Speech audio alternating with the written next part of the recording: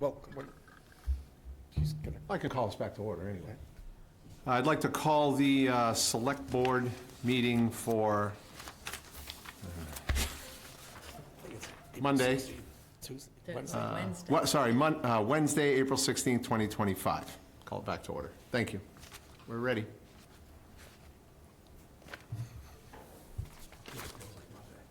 It's the only day I'm usually here. No, not next Monday. Not next Monday Or Tuesday. or Tuesday, much to your chagrin. Julie. That was funny. I had a news show on WFUV, Fordham Station. It's a big station. And in the big station, Irish Northern 8. Oh, Norade, yeah. And they were just going on and on about helping the little children. And I just came to realize we're actually raising funds for them to buy guns. That's what it was for, yeah. Sounds good. This is Jennifer Mintz. Hi there. Hi, Jennifer. Jennifer. Jennifer. And you can have a seat. Nice to meet you all. Nice to meet you as well. Thank you for being here. Absolutely, thanks for having me. And if you wouldn't mind, just state your name for the record. Sure, my name is Jennifer Mintz. Thank you very much. And Jennifer, we have 10 questions, and we're going to take 2 each. Start down there with Select Board Member McCaskill. Great, And if you're ready to go, we're ready to go. I am, Mr. Chair, thank you. Well, thank you very much. Michael? Excellent, welcome. Thank you. As mentioned, I'm Michael McCaskill. First question, do you have prior experience working with or for a 5-member board? I do, absolutely. The select board in my current town. I attend most of the meetings. I'm just going to go on a little bit. If so, what methods do you use to communicate, and how do you best communicate with each member? I think there's varying methods. I think a difference between my town and Harwich is that by charter, I report to the town manager instead of the select board, as you have it written in your charter. Not a problem, but just a simple difference in how that communication sometimes happens. So a lot of my communication goes through the town manager. But that being said, I have a seat on the dais during meetings and deal directly with the select board.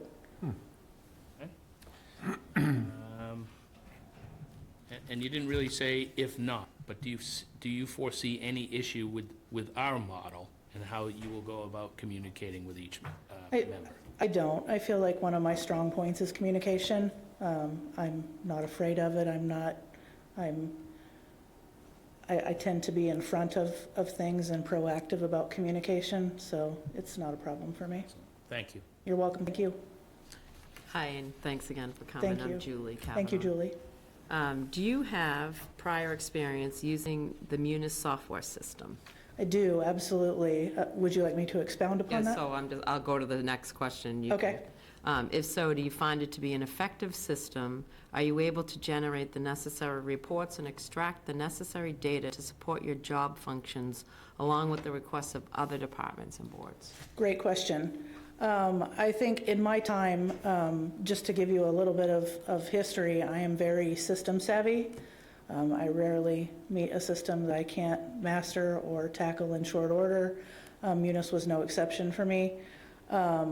I think that in my time and in my research, I found that a lot of municipalities underutilize Munis pretty grossly, especially for the expense of it. I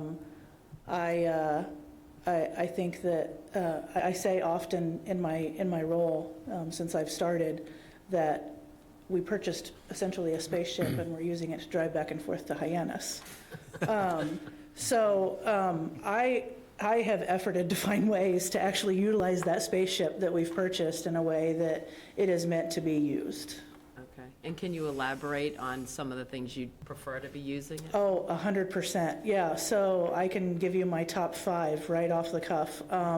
So first and foremost, Tyler Content Manager. It's a module within Munis that basically takes the paper shuffle out of the equation. So basically, I believe you're in a decentralized AP setup, and what would happen then is when the departments enter their invoices into Munis. At that time, they scan the invoice into the Munis module. It's actually Tyler Content Manager, which is a sister module that lives within Munis. And when you open that record in Munis, you can get to that invoice digitally. Excuse me. And so it is a time saver. It is audit friendly. It is Massachusetts general law friendly. It makes life so much easier. So that's probably my number one. That was the first thing that I worked in my role to bring on board, implement, and begin using. And I will happily say that at this point, finance is mostly, I say probably 90% paper-free.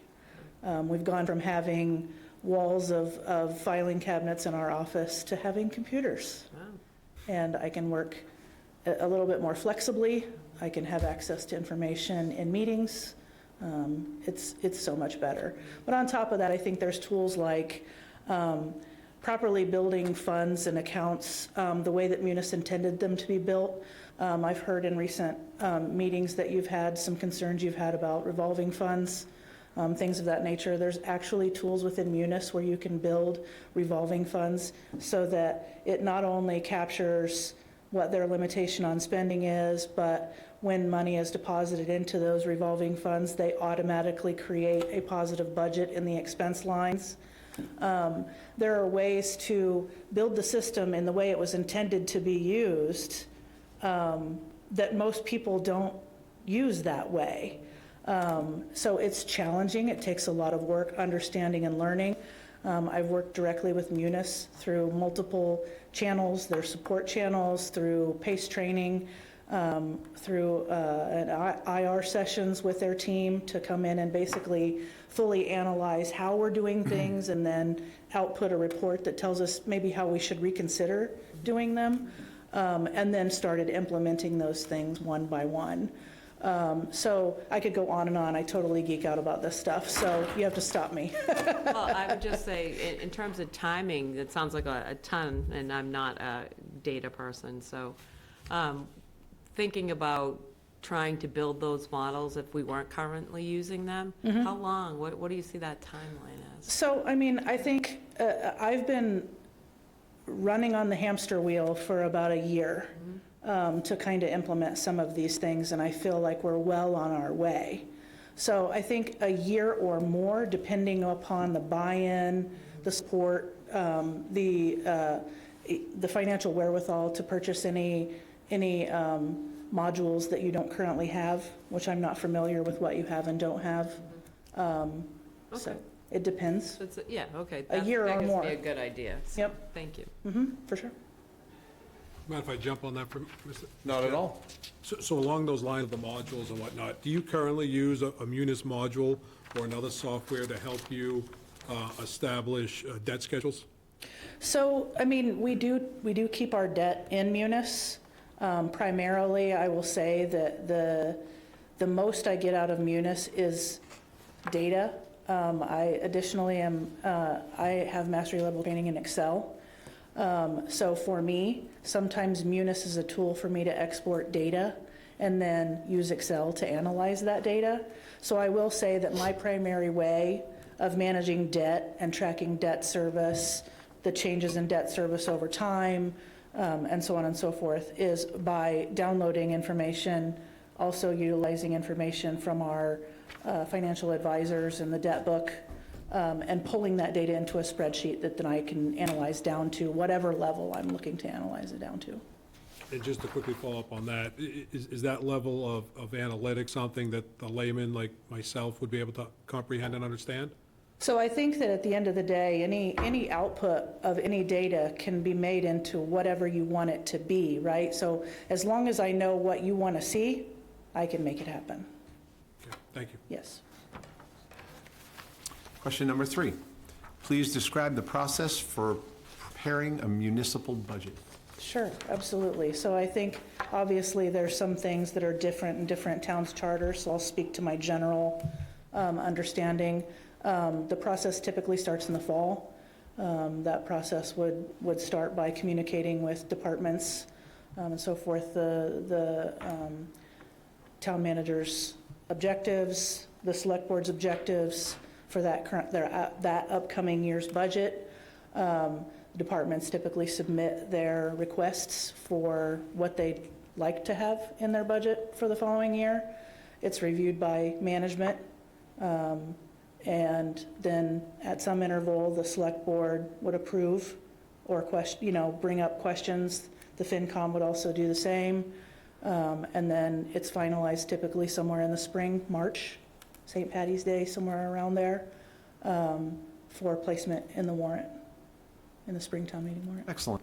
If I could just expand on that, what do you find to be the most difficult part of that preparation process? I think that the hard part sometimes is that you're making decisions early on about data that you don't have yet, or information you don't have a full picture of yet. And so while assumptions are great and using historical data and trends to kind of come up with that, if something comes in outside of, some trend analysis level, then it can be a surprise. But I think that, every problem has a solution. That's kind of my attitude. Thank you so much. Thank you. Okay, bearing in mind that these things were, I'm Don, by the way. Nice to meet you, Don. Nice to meet you. Bearing in mind these things were all predetermined before you Sure. came in here, and just roll with how it's asked. How do you effectively manage municipal debt? And subordinate to that would be existing debt and future debt, and how they interact with each other going forward. Of course. Yeah, so obviously in collaboration with the treasurer collector, who is kind of the resident, I feel, expert on municipal debt, at least in my world right now. But I also keep complex spreadsheets where I track, I have charts. I pull in data, and I have charts built in that automatically update when I pull in that data that track the debt drop-off over a 20-year period or whatever period I choose to expound upon. So I can see, at what point in the coming future we're going to have debt service drop-off to a level where perhaps we have more appetite to add more on with a lesser impact to the taxpayer. I think that it also includes a tool where you can punch in anticipated debt, and it will give you an output of what the anticipated debt service for that vehicle might be based on several assumptions. And then you can plug that into the chart to kind of layer that into the existing debt. Two other layers of that. One is, how do you handle projects that have been approved under as a capital plan and contracted for, but not yet hit the tax rate for the taxpayers? So the way it's handled in my town currently is that until a project is substantially complete and we know what the final costs of that project are, we do band borrowing, a short-term band borrowing. And once that project is substantially complete and more of those facts are known, we permanently borrow for the remaining time available for that project. And the capital plans that you've been involved with and you're familiar Yes. with, they involve a 5-year capital plan? Yes, yes. And that's the roadmap that you're operating off of to keep things level? Yes, I think that the challenge that we've faced is that, we're fairly new staff at the top trying to figure out how to deal with maintenance schedules that had been largely neglected for a long period of time. So the bottleneck here is that we have a lot that needs to happen, and it's difficult to find places to piece that in. So it's absolutely been a challenge, but I think that we're doing the best we can with what we have. Thank you. Thank you. Just to jump on Don's question for a minute, could you help us, can you define for me band borrowing? Sure. So bond anticipation notes, it's a short-term 1-year borrowing where you borrow funds, and then at the end of that, you pay an interest rate on that short-term borrowing, and at the end of the year, you pay it back. and you either reborrow it as a ban or you fund it with a general obligation bond. Okay, thank you very much for that explanation. Sure. Continuing on, and again, these all kind of intertwine, but can you please describe your experience with financial forecasting and modeling? Sure. So again, kind of going back to my Excel skills, any problem can be analyzed through data. And if I can get data, I can make an analysis of it. So I think, typically what I will do for maybe a 5-year backward-looking and a 5-year forward-looking analysis is, download data for the prior 5 years, and then from there, make judgments on, there are some revenue that is pretty level throughout the year, and you can make straight line assumptions, and there's some revenue that is quarterly, and you get the biggest chunk in the third quarter of the year, and you can't analyze those two things the same. So I make determinations about what the history looks like and compound that with what the assessment might be of economic impact, things that we see in the future, changes, so on and so forth, to project from there based on the facts of that particular item. Excellent, thank you. Welcome. So I'd like to expand on that if I Sure. could. Do you have the capability to forecast for the select board and for the taxpayers, future tax increases based on either future debt that will incur or debt that hasn't quite hit yet? So if we were to ask you, can you tell us how much each taxpayer is going to look at paying, what the increase would be for each taxpayer based on a $40 million potential debt?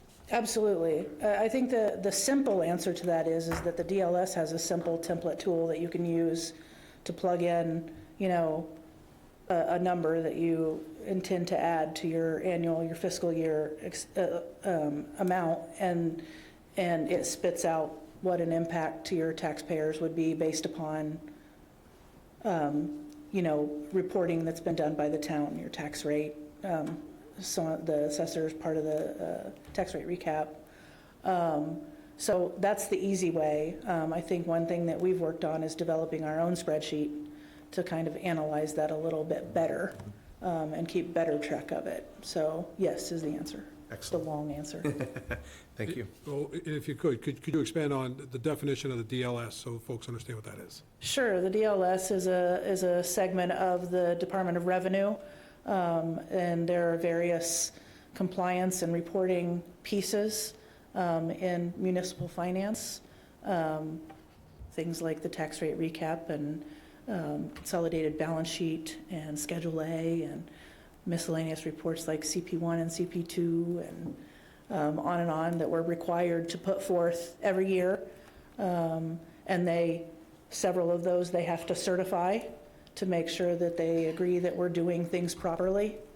And if they don't, they communicate those and we make changes and move forward from there. So, and a great resource for education as well.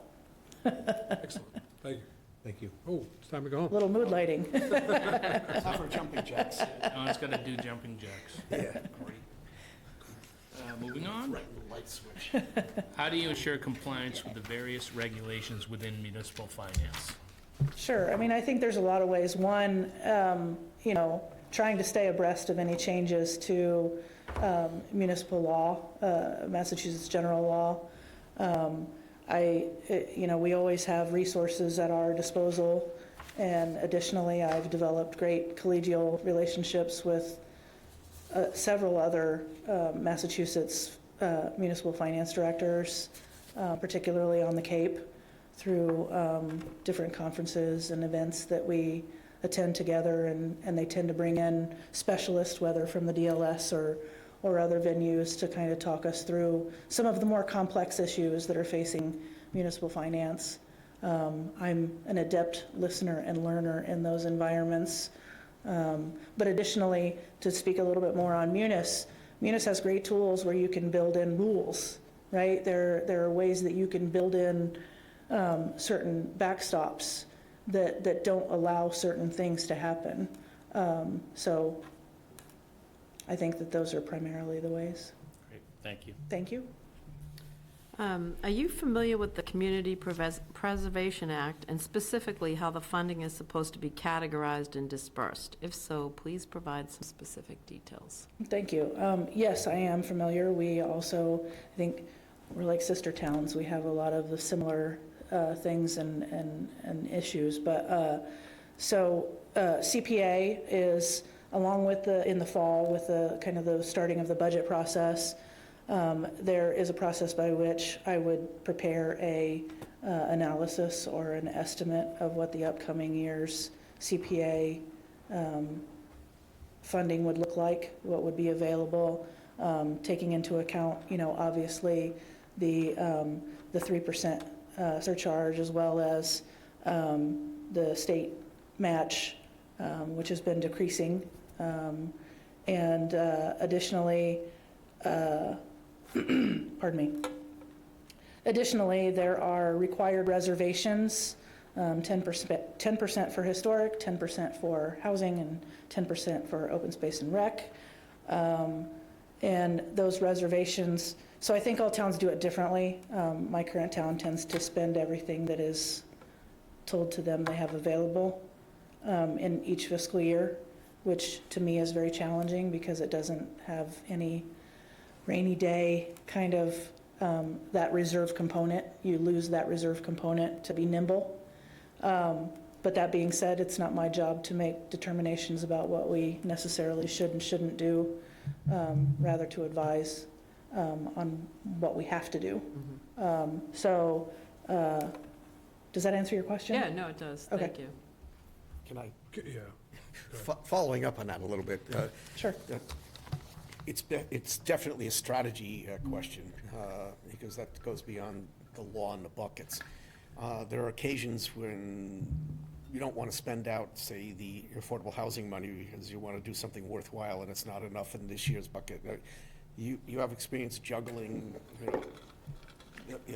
leftover funding from prior years that aggregate into not just the general bucket, but in the specific ones where you have to spend money in those areas. Yeah, sure. I mean, I think that, keeping track of that is no problem, right? I think when you start talking about determining how and when and who and why, I think that in my experience anyway, and whether that's different in Harwich, I'm not aware, but in my experience anyway, the kind of decision-making behind when and how that is used does not rest with me. So obviously my guidance and advice would be that obviously we have to meet the required 10% bucketing. I do think as a finance-minded person that it is beneficial to have reserves that carry forward from year to year in order to, again, particularly with housing, if an opportunity pops up for you to buy, something to move forward your objectives with affordable housing, better to have that money than try and scramble for it. Just like stabilization funds, anything that you're setting aside for a rainy day or for a future purpose, but keeping track of those and monitoring those is no problem from year to year. Thank you. Thank you. You had mentioned developing the proposed budget that's available to the CPC members. What formula or data do you utilize to come up with that? So interestingly enough, the spreadsheet that was given to me is a legacy product that was developed by, I believe, Stuart, who is I'm not thinking of his last name at this moment, but he's like the CPA guy. He developed a spreadsheet that he gave to multiple municipalities. We utilized that. It has a breakdown of, what the anticipated 3% surtax is going to be, perhaps a slight increase in estimate year over year based on some assumptions.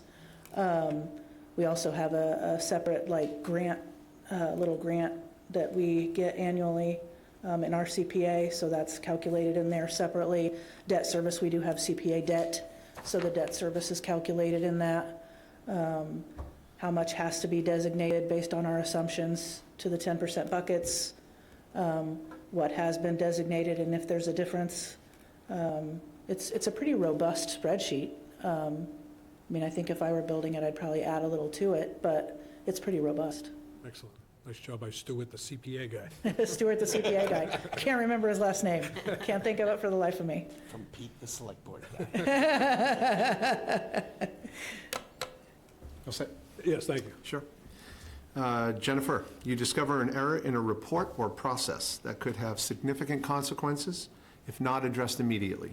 What steps would you take to resolve the issue? I think no matter what, you have to solve the problem, right? Like you have to figure out what the problem is and how to address it. Then, once the problem is fixed, then I think from there, you obviously have to start investigating what caused the problem to happen and then solve that problem. I think and obviously the answer depends on how severe, what it's related to, who's involved, and so on and so forth. But I think that broadly speaking, number one, you solve the problem, and number two, you figure out why it happened and solve that. And I'm going to jump in on this one. Do you feel any compulsion to share that information with anyone, and if so, who? So, I mean, I will say that I tend to be someone that approaches most everything with integrity and professionalism. So if I were to speak with anyone about it, it would certainly be as a direct report to the select board, to the members of the select board, or the town manager's office, or HR, should it involve, some employee issue. But aside from that, unless and until there's a reason to speak otherwise, I think that would be sufficient.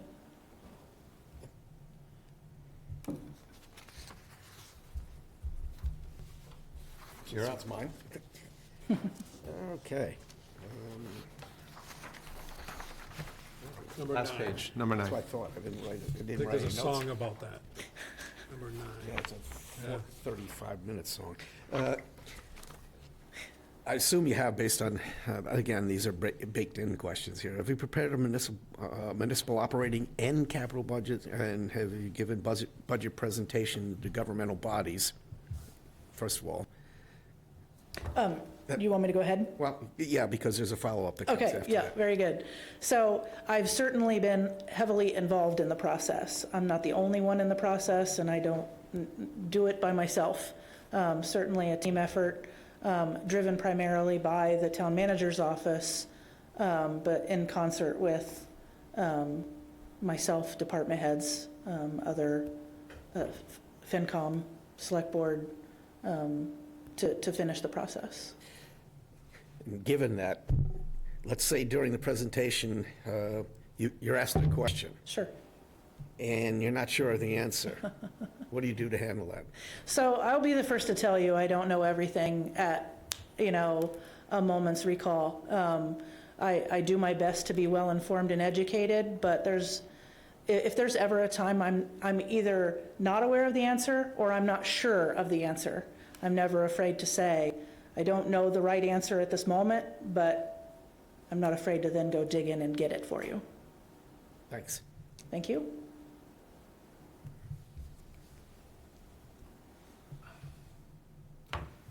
If I could touch on Dawn's question before I move on. Can you elaborate at all on presentations that have been given to various boards? In other words, are they presentations that you create? And if so, what type of content is within that presentation? Sure. So I think that primarily, I can think of a few off the top of my head. I did a presentation on building a transparency portal to put on our website, so the town and body, boards and members could go on and take a deeper dive into the financial picture.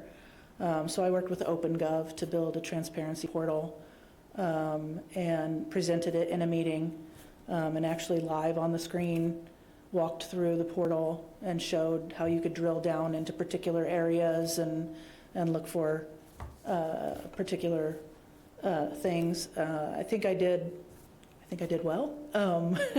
But on top of that, I think that I've taken a big role in town, particularly because I have a system savviness that I think that, prior to my arrival, Munis was primarily used by 2 people in town, and it wasn't, AP wasn't decentralized.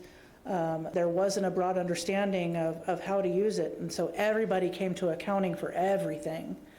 And I took it upon myself to do various video courses, in-person courses, which I'd be happy to share if you wanted to see any of them, but where I basically would have sessions and teach from the most, mundane task of how to log in to a little more advanced report running to help people, mostly because I kind of take that attitude of, I don't want to bring you fish dinner. I want to teach you how to fish so that you can eat every night.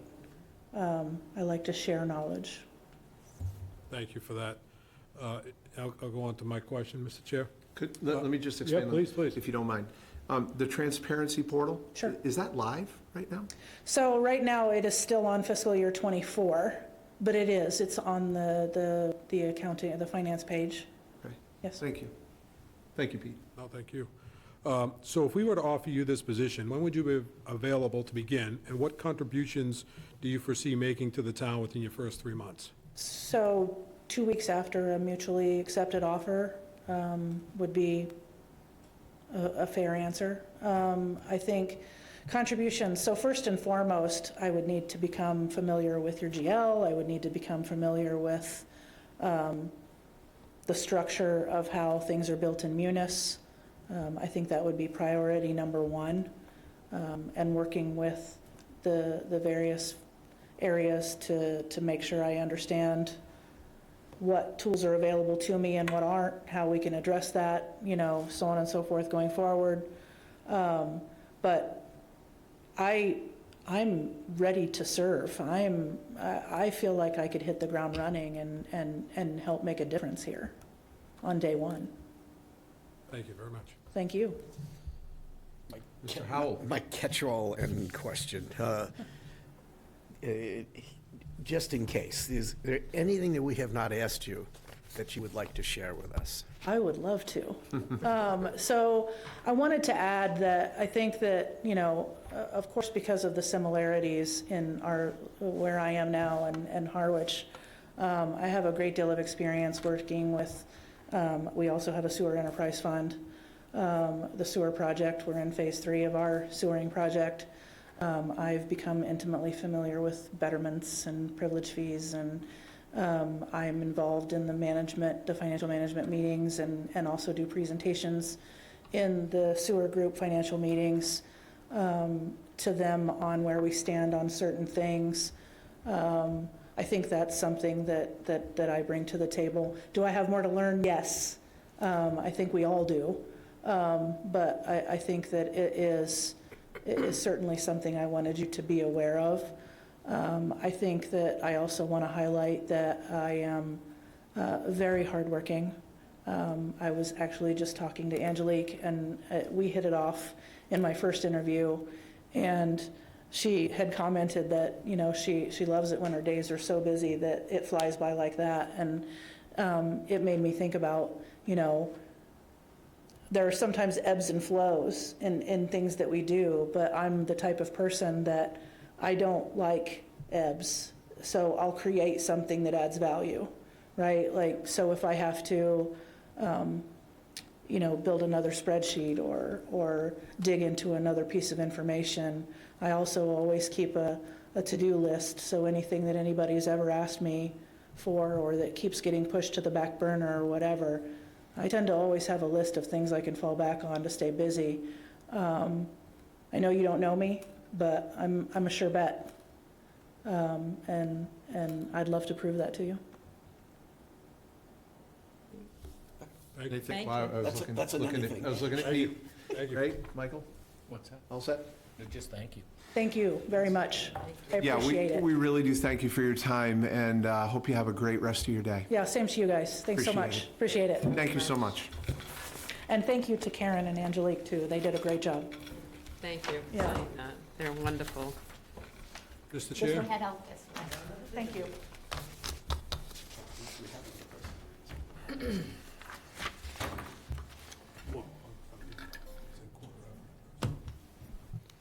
Mr. Chair, I move to recess until 4:45. Sure, that's what we want. I'll second for discussion. Is there somebody here? I don't know, but Yeah. it gives us an opportunity Correct. when they get here That's my point. at 4:45 to call them Can we just recess in. without a specific time then? We just say we'll come back with the availability of the candidate? Was that your motion, or would you like, I'm fine doing that. My only point was so anybody who is watching and wants to tune back in. I would support Pete's because the applicants were told not to come before 15 minutes early. So I think that that's a good time. I agree with getting, if they were here now, I would interview Agreed. now. Agreed. But because they were told not to get here That's kind of what before, I'm curious about, is whether they are or are not here. 4:45 works. so I support the motion in the second. any other discussion? Can we wait 5 seconds until she gets back in the room and find out if there is somebody here? You're the motion maker. If we're gonna bend this, because there, No, I'm happy to, somebody's watching this is see, if they see the agenda, it's at 5. I'm happy to wait. Agreed, except the agenda is explicit and states that it's approximate, but agreed. So we'll see if Ms. Shanley comes back in momentarily. If she doesn't, then I'll support this. I'll wait in the car.